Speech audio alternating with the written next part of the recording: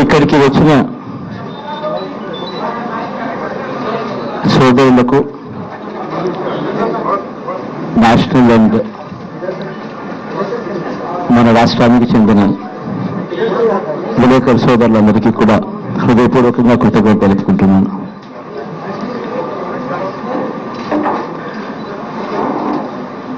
గత 16 నెలలుగా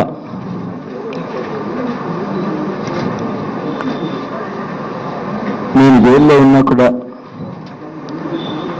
చెరగని ఆప్యాయతలతో నా మీద అభిమానాన్ని చూపించిన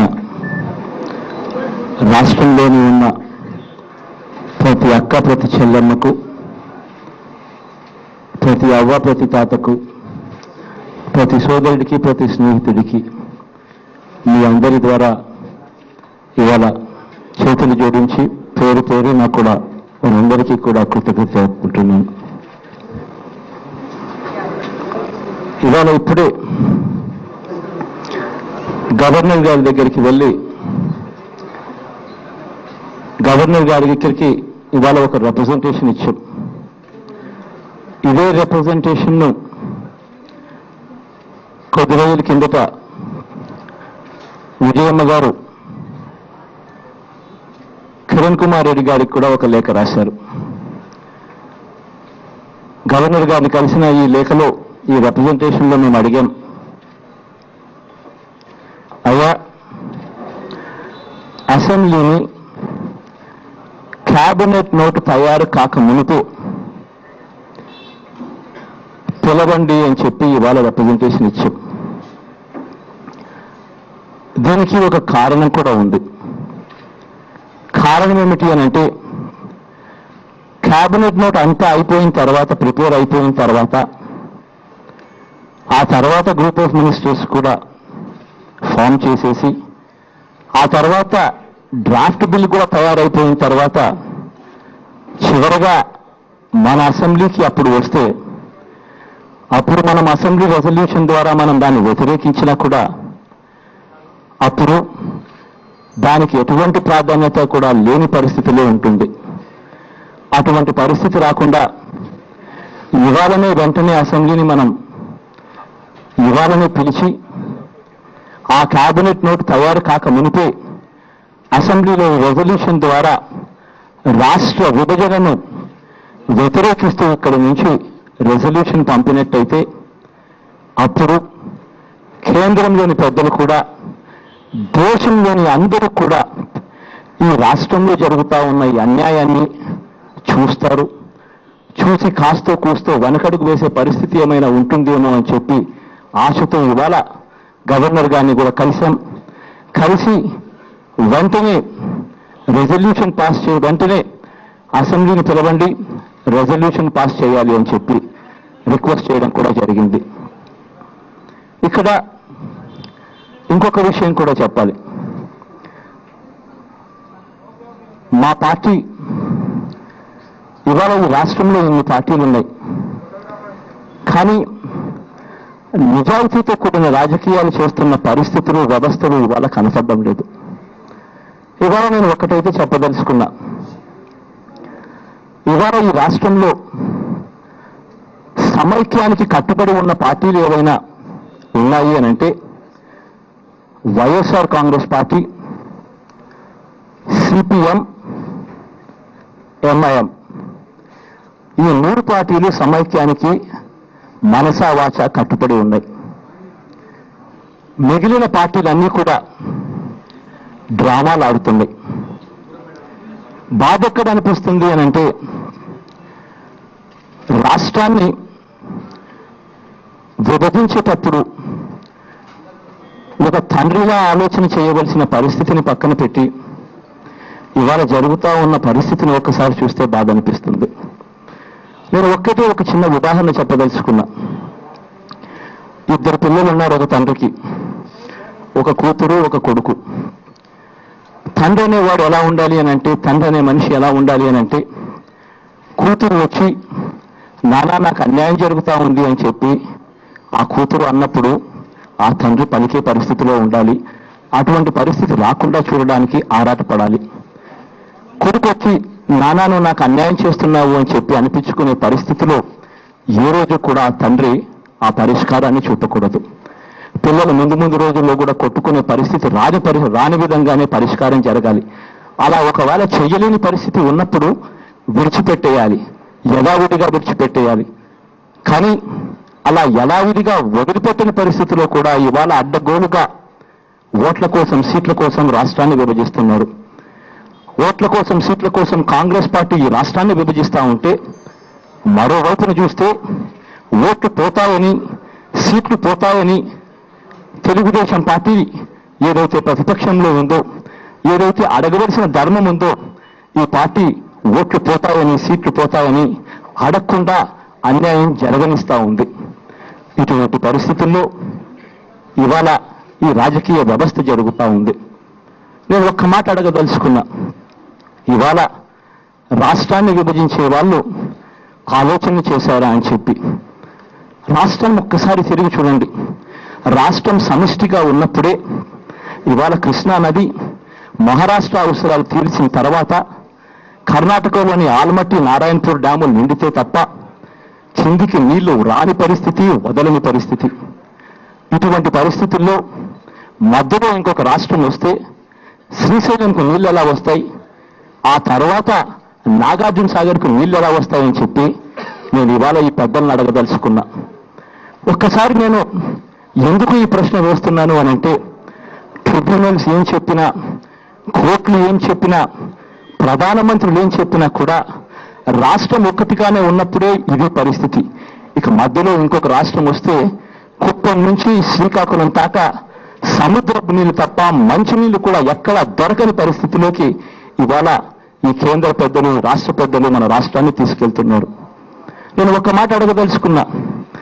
కృష్ణా ఆయకట్టు అంటే కేవలం రాయలసీమకు చెందిన 4 జిల్లాలే కాదు, ప్రకాశం నెల్లూరే కాదు, కృష్ణా గుంటూరే కాదు, వెస్ట్ గోదావరిలోని సగం జిల్లాలే కూడా కాదు, ఖమ్మం, నల్గొండ, మహబూబ్ నగర్ మొత్తం ఈ 3 జిల్లాలతో పాటు ఈ 8.5 జిల్లాలు కూడా మొత్తం ప్రతిరోజు కూడా కొట్టుకొని తన్నుకునే పరిస్థితి నెలకొల్తుంది. ఇటువంటి పరిస్థితుల్లో ఈ రాష్ట్రంలో విభజన గురించి ఆలోచన చేస్తున్నారు. ఏమాత్రం కూడా ఆలోచనలు లేకుండా. నేను ఒక్కటి అడగదలుచుకున్నా. పోలవరం ప్రాజెక్టుకు జాతీయ హోదా అని అంటున్నారు. పోలవరం ప్రాజెక్టు చిట్ట చివర వస్తుంది. ఆ పోలవరం ప్రాజెక్టు రాష్ట్రాన్ని విడగొడితే పోలవరానికి నీళ్ళెక్కడి నుంచి ఇస్తారు అని చెప్పి నేను ఇవాళ కేంద్ర పెద్దలను, రాష్ట్ర పెద్దలను కూడా అడిగాం. ఈ రకంగా లేఖలు రాశాం. ఈ రకంగా ఇటువంటి పరిస్థితుల మధ్య ఎడారవుతుంది రాష్ట్రం అని కూడా ప్రశ్నించినాం. హైదరాబాద్ గురించి అయితే నేను వేరే చెప్పనవసరం లేదు. ఇవాళ 50% బడ్జెట్ ఒక్క హైదరాబాద్ నగరం నుంచే వస్తూ ఉంది. ఇటువంటి పరిస్థితుల్లో అడ్డగోలుగా హైదరాబాద్ను వదిలిపెట్టి పొమ్మని చెప్తే 10 ఏళ్లలో హైదరాబాద్ను వదిలిపెట్టి వేరే చోట వేరే నగరాన్ని కట్టుకోమని చెప్తే నేను ఇవాళ ఈ కేంద్ర పద్ధతులను ఒక్కరిని అడగదలుచుకున్నా. అయ్యా, 50% రెవెన్యూస్, 50% బడ్జెట్ ఏకంగా హైదరాబాద్ నుంచే వస్తా ఉన్నప్పుడు ఈ ఆదాయం కన్నా రాకపోతే, లేదా ఈ ఆదాయం డైవర్ట్ చేసి మీరు వేరే క్యాపిటల్ కట్టుకోండి అని చెప్పి మాకు చెప్తే, మాకు ఇవాళ జీతాలు కూడా ఇవ్వలేని పరిస్థితులకి ఇవాళ ఈ రాష్ట్రం పోతుంది. అంతేకాదు సంక్షేమ పథకాలన్నీ కూడా నడి రోడ్డు మీదకి వచ్చి ఆగిపోయే పరిస్థితి వస్తుంది. ఇవాళ రాష్ట్రంలో ఎక్కడ చదువుకున్న పిల్లాడైనా కూడా తాను చదువు అయిపోయిన తర్వాత ఉద్యోగం కోసం వచ్చి తిరిగేది, చూసేది హైదరాబాద్ నగరం వడితే. అటువంటి హైదరాబాద్ నగరాన్ని వదిలిపెట్టి వెళ్ళిపోమంటే మా పరిస్థితి ఏమిటి అని కూడా అడగదలుచుకున్నా. ఇక్కడ ఇంకొక విషయం కూడా నేను చెప్పాలి. సమైక్యము అనంటే అది ఒక్క రాయలసీమనే కాదు, కోస్తాంధ్రనే కాదు, తెలంగాణ కూడా అంట. తెలంగాణలో కూడా మాకు తెలంగాణ కావాలి, మాకు రాయలసీమ కావాలి, మాకు కోస్తాంధ్ర కూడా కావాలి అని చెప్పి అదే సమైక్యం అంటే. ఇవాళ నేను గట్టిగా కూడా చెప్పగలుగుతా. ప్రతి తెలంగాణలో ఉన్న ప్రతి ఒక్క సోదరుడికి కూడా నేను గట్టిగా చెప్పగలుగుతా. ప్రతి తెలంగాణలో ఉన్న ప్రతి సోదరుడికి అభివృద్ధి వైపు నేను నడిపిస్తాను అని చెప్పి కూడా గట్టిగా నేను ఇవాళ అష్యూరెన్స్ ఇచ్చి కూడా చెప్పగలుగుతా. ప్రాణహిత చేవెళ్ల ప్రాజెక్టు అన్నది ఇంతకు ముందు గతంలో ఎవరూ కూడా ఆలోచన చేయలేదు. ఆలోచన చేసిందల్లా ఒక్క చనిపోయిన దివంగత నేత ప్రీతమ నాయకుడు రాజశేఖర రెడ్డి గారి బుర్రల నుంచి పుట్టిన ప్రాజెక్టు ఆ ప్రాణహిత చేవెళ్ల. ఆ దివంగత నేత చనిపోయిన తర్వాత ఆ ప్రాజెక్టును కూడా పట్టించుకునే పరిస్థితులు కూడా ఇవాళ లేవు. ఇటువంటి పరిస్థితుల్లో రాష్ట్రాన్ని విడగొట్టడం అన్నది పరిష్కారం కాని పరిస్థితి. నేను ఇక్కడ ఇంకొక విషయం కూడా చెప్పాలి. అదేమిటి అని అంటే, మొట్టమొదటిగా చాలా రకాలుగా చాలా మంది కూడా నాకు వ్యతిరేకులు, నన్ను క్రిటిసైజ్ చేసే వాళ్ళు కూడా చాలా మంది చాలా సందర్భాల్లో మేమేదో యూటర్న్ తీసుకున్నాము ఇంకొకటి అని కూడా రకరకాలుగా అనడం జరిగింది. జైల్లో ఉన్నప్పుడు స్పందించలేకపోయా, కానీ మనసుకు బాధ అయితే కలిగింది. నేను ఒక్క మాట అడుగుతాను. నేను ప్లీనరీ సమావేశాల్లో చెప్పిన మాటలను ఒక్కసారి తిరిగేయండి అని. నేను మా పార్టీ హోమ్ మినిస్టర్కు లేఖ ఇచ్చినప్పుడు ఆ లేఖలో రాసిన అంశాలను ఒక్కసారి చూడండి అని చెప్పి నేను ఇవాళ ప్రతి ఒక్కరిని కూడా అడుగుతాను. ఆ లేఖలో స్పష్టంగా రాశాను, ఎవరికీ అన్యాయం జరగకోకుండా అందరికీ ఆమోదయోగ్యమైన పరిష్కారం చూపాలి అని చెప్పి. నేను ఒక్క మాట అడగదలుచుకున్నా. ఇవాళ 60% ప్రజలు రోడ్డునెక్కారు. 60 రోజుల నుంచి ధర్నాలు చేస్తున్నారు, నిరాహార దీక్షలు చేస్తున్నారు, రోడ్డులెక్కి బందులు చేస్తున్నారు. 60% మంది ప్రజలు రోడ్డెక్కి అన్యాయం జరుగుతా ఉంది అని అంటే, ఇది అన్యాయంగా మీకు కనపడడం లేదా అని చెప్పి నేను ఇవాళ కేంద్ర ప్రభుత్వాన్ని అడగదలుచుకున్నా. అదే రకంగా ఇవాళ 60% ప్రజలు రోడ్డునెక్కి ధర్నాలు చేస్తూ ఉంటే, స్ట్రైకులు చేస్తూ ఉంటే ఎలా చెప్పగలరు మీరు ఇది అందరికీ కూడా ఆమోదయోగ్యంగా ఉంది అని చెప్పి మీరు ఎలా చెప్పగలరు అని చెప్పి నేను ఇవాళ కేంద్ర పెద్దల్ని కూడా అడగదలుచుకున్నా. ఇవాళ ఎవరికి ఆమోదయోగ్యంగా లేకపోయినా, ఎవరికి న్యాయంగా కూడా లేకపోయినా అడ్డగోలుగా ఓట్ల కోసం, సీట్ల కోసం రాష్ట్రాన్ని విభజిస్తున్నారు. ఓట్లు పోతాయని, సీట్లు పోతాయని నిజాయితీ లేని రాజకీయాలు ఇవాళ కనపడుతున్నాయి. నేను ఒకటి మళ్ళీ చెప్పదలుచుకున్నాను. ఈ వ్యవస్థ మారాలి, ఈ వ్యవస్థలో నిజాయితీ రావాలి. నేను ఒకటే చెప్తున్నా, చంద్రబాబు నాయుడు గారికి ఏ నష్టం జరుగుతుందో నాకు అదే నష్టం జరిగేది. నాకేమీ వేరే మాదిరిగా కూడా ఉండదు. కానీ ఆ రోజు నేను జైల్లో ఉన్నప్పుడు నష్టం జరుగుతుందని, ఓట్లు పోతాయని, సీట్లు పోతాయని, అన్యాయం జరుగుతా ఉన్నా కూడా పలకని పరిస్థితి, స్పందించని పరిస్థితి నేను చేయలేకపోయా. ఎప్పుడైనా కూడా రాజకీయాలలో నిజాయితీ ఉండాలి. ఇవాళ నేను ఒకటి అడగదలుచుకున్నా. జైల్లో ఉన్నప్పుడు 16 నెలలు రకరకాలుగా ఇబ్బందులు పెట్టాడు. పెడుతూనే కుమ్మక్కు రాజకీయాల విషయాలకు వచ్చేసరికి మా మీద వేలెత్తి చూపించే ప్రయత్నం చేశారు. నేను ఒకటి అడగదలుచుకున్నా, ఎవరితో కుమ్మక్కయ్యారు అని చెప్పి ఒక్కసారి ప్రశ్నించదలుచుకున్నా. అయ్యా, ఒక్కసారి గతాన్ని తిరిగేయండి. కాంగ్రెస్ పార్టీ వాళ్ళు, శంకర్రావు కాంగ్రెస్ పార్టీకి చెందిన ఎమ్మెల్యే, ఆయన ఫైల్ చేసిన రిట్ పిటిషన్ 694. తెలుగుదేశం పార్టీకి చెందిన వాళ్ళు అశోక్ గజపతిరాజు, ఎర్రన్నాయుడు, వీరిద్దరూ కలిసి రిట్ పిటిషన్ ఫైల్ చేసింది 7794. వీరిద్దరూ కలిపి రిట్ పిటిషన్లు వేస్తారు. కోర్టుకు కలిసి వెళ్ళి ఆ రిట్ పిటిషన్లు ఒకసారి చూస్తే కామాలు, ఫుల్ స్టాపులు కూడా రెండు ఒకటిగానే ఉంటాయి. ఇద్దరు కలిసి కోర్టులకు వెళ్ళి ఒక చనిపోయిన వ్యక్తి మీద 18 నెలల తర్వాత ఆ వ్యక్తి ఇక రాడు, ఇక లేడు అన్నప్పుడు ఆ వ్యక్తి కొడుకు కాంగ్రెస్ పార్టీ వీడిన తర్వాత 2 నెలల తర్వాత, 2 నెలలు అయిపోయిన తర్వాత ఆ వ్యక్తిని కొట్టడం కొరకు చనిపోయాడు అన్న కనీస ధర్మం కూడా మర్చిపోయి ఇద్దరు కలిసి కోర్టులకు వెళ్ళి కోర్టులో కేసులు వేస్తారు. కోర్టులో కేసులు వేసిన తర్వాత అక్కడేం జరుగుతుంది? కోర్టు ఏమో సమన్లు ఇస్తుంది. నేను జగన్మోహన్ రెడ్డి గారికి 52వ రెస్పాండెంట్గా కోర్టు సమన్లు ఇస్తుంది.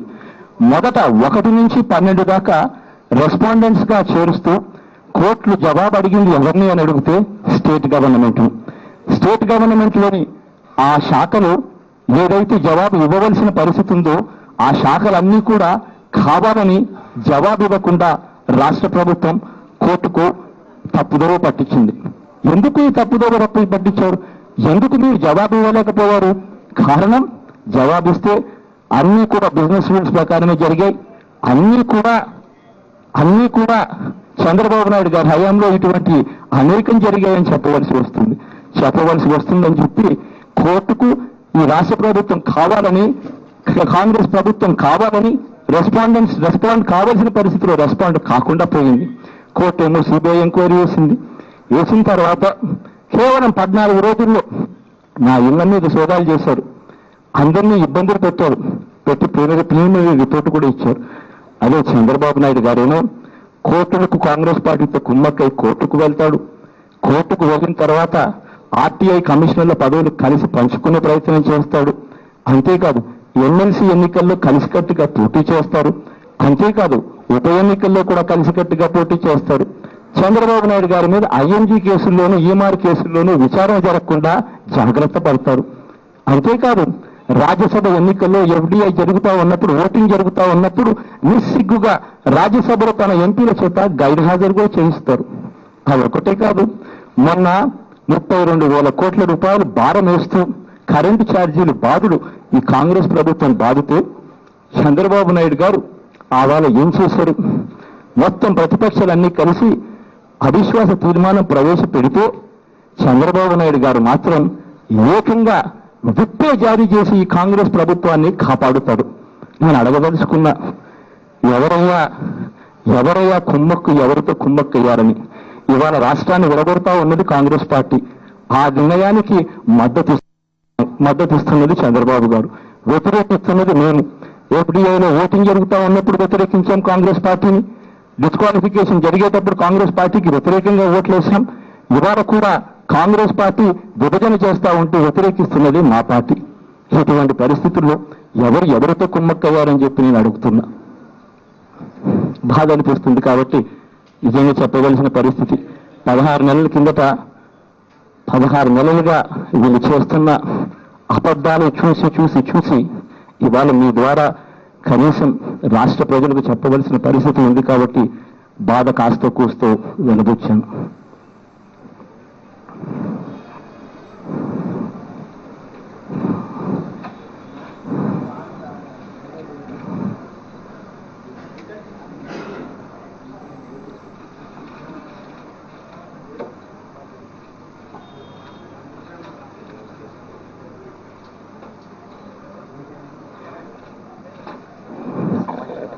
సమైక్య ఆంధ్రాకు సంబంధించి హైదరాబాద్ నగరంలో బయటికి పోని పరిస్థితుల్లో కట్టడి చేయగలుగుతున్నారు. కానీ ప్రజల మనసుల్లో కలిసి ఉండాలన్న భావన అయితే ఎవరూ కూడా తీసేయలేరు. సమైక్య ఉద్యమంలో భాగంగా సమైక్య శంకారావం పేరుతో హైదరాబాద్లో 15వ తేదీ నుంచి 20వ తేదీ మధ్యలో ఒక భారీ బహిరంగ సభ హైదరాబాద్లోనే పెట్టే కార్యక్రమం కూడా చేయబోతున్నాం. ఇది మీ ద్వారా రాష్ట్ర ప్రజలందరికీ కూడా తెలియజేస్తూ అందరూ కూడా ఆ సభకు విచ్చేయవలసిందిగా కూడా ప్రార్థిస్తున్నాం. Thank you.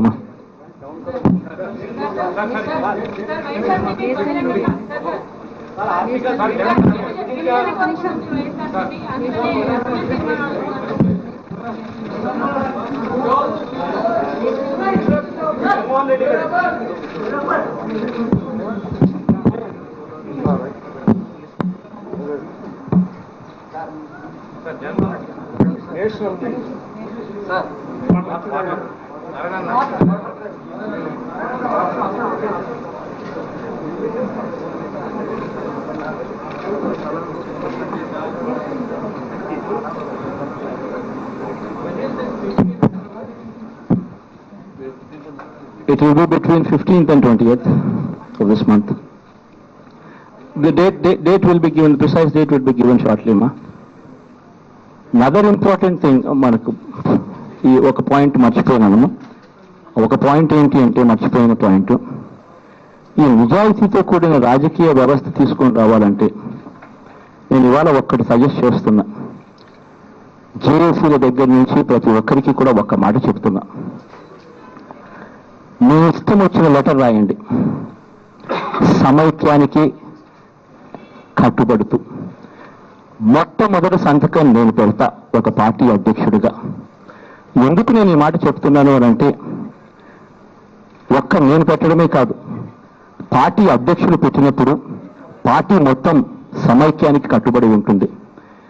ఆ పరిస్థితి వచ్చినప్పుడే ఇవాళ 3 పార్టీలు 5 పార్టీలు ఉన్న పరిస్థితి నుంచి 4 పార్టీలు, ఆ తర్వాత 5 పార్టీలు అనేవి జరుగుతుంది.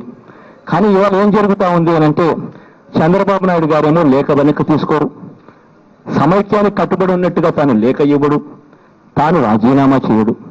కానీ బయటేమో ప్రజల వ్యతిరేకత ఎక్కడ వస్తుంది అని చెప్పి కాన్స్టిట్యున్సీలో మాత్రం చంద్రబాబు నాయుడు గారికి సంబంధించిన లీడర్లు మాత్రం నిస్సిగ్గుగా జేఏసీ మీటింగులలో వెళ్ళి పాలు పంచుకుంటారు. నేను ఇవాళ ప్రతి ఒక్కరిని, ప్రతి ప్రజలను ఇవాళ నేను మీ అందరూ కూడా, ప్రజలందరూ కూడా ఒక్కటై ప్రతి రాజకీయ పార్టీని క్వశ్చన్ చేయాలి. చంద్రబాబు నాయుడు గారితో మొదలుపెట్టి, అయ్యా నువ్వు లేఖ సమైక్యానికి మద్దతుగా నువ్వు లేఖ ఇవ్వనప్పుడు ఎందుకు మీ పార్టీ వాళ్ళు జేఏసీకి అటెండ్ అవుతున్నారు అని చెప్పి క్వశ్చన్ చేయమని చెప్పి ప్రజలను ప్రతి ఒక్కరిని కూడా నేను ఇవాళ రిక్వెస్ట్ చేస్తున్నాను. కారణం ఏమిటంటే అప్పుడే ఈ వ్యవస్థలోకి నిజాయితీ వస్తుంది. పార్టీ పెద్దలు లెటర్ల మీద సంతకాలు పెట్టాలి. అప్పుడు తేట తెల్లగా 3-5 కాస్త 4-5 అవుతుంది, 4-4 అవుతుంది, లేకపోతే 5-3 కూడా అవుతుంది. అప్పుడే ఈ రాష్ట్రం వేడిపోకుండా ఆపగలుగుతాం.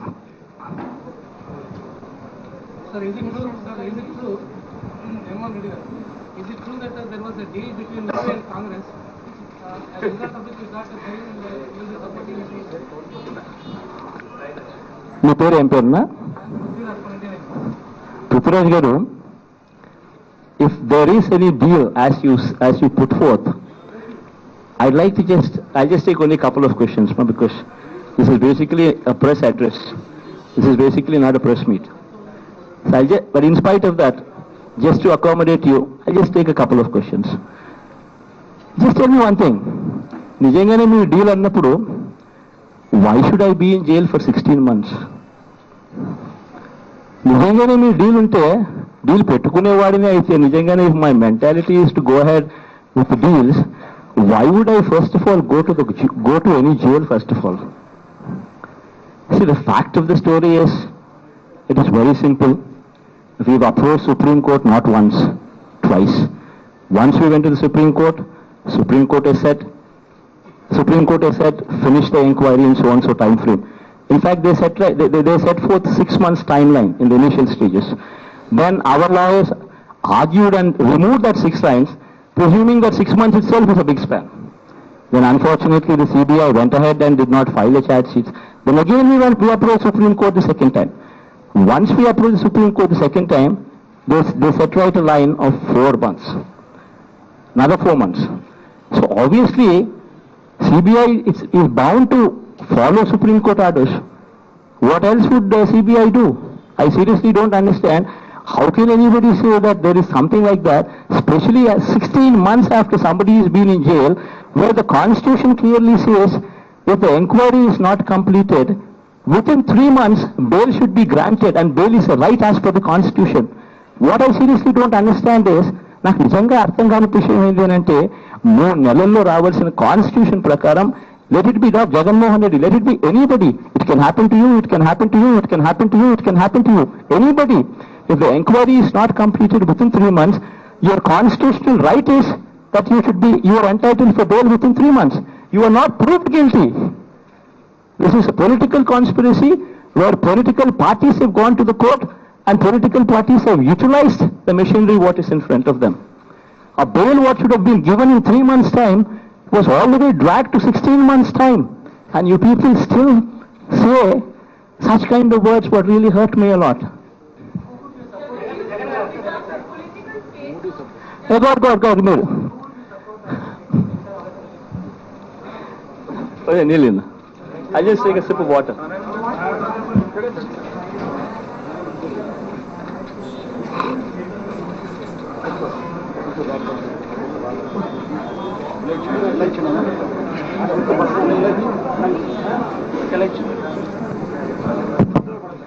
మీ పేరు ఏం పేరునా?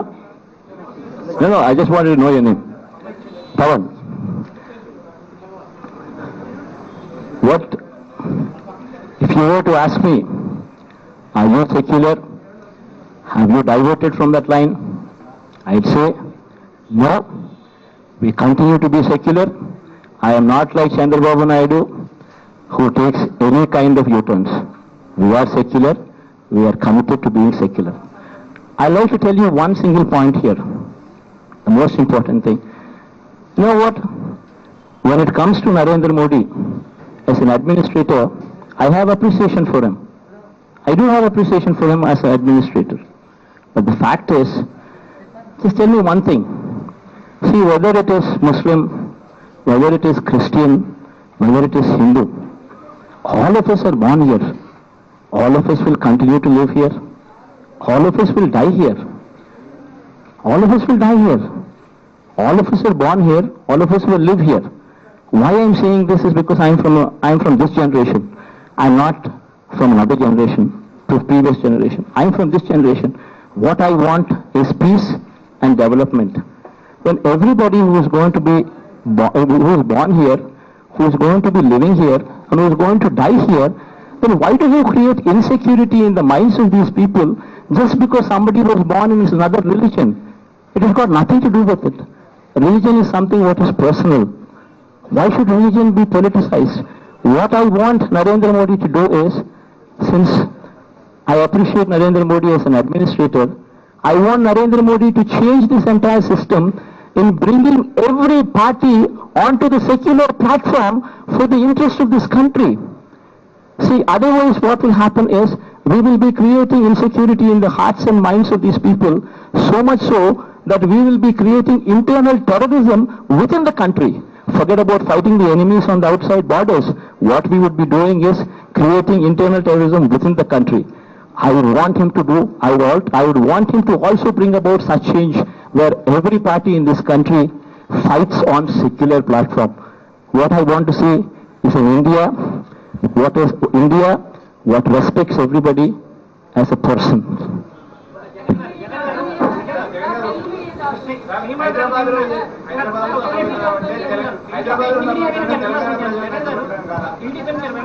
టీడీపీతో పాటు సీమాంధ్రకు చెందిన కాంగ్రెస్ లీడర్స్ కూడా ఈ మధ్య కాలంలో ఢిల్లీ పెద్దలు కలిసి ఒక మాట అంటున్నారు.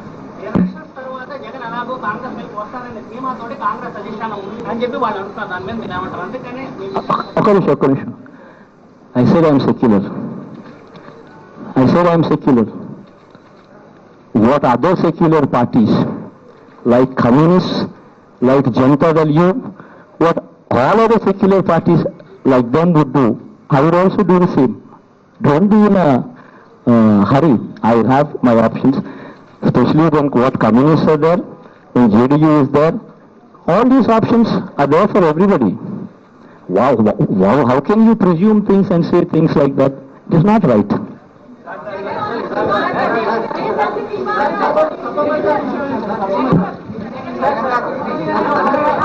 న్యాయం చేస్తున్నా కదా, మీరే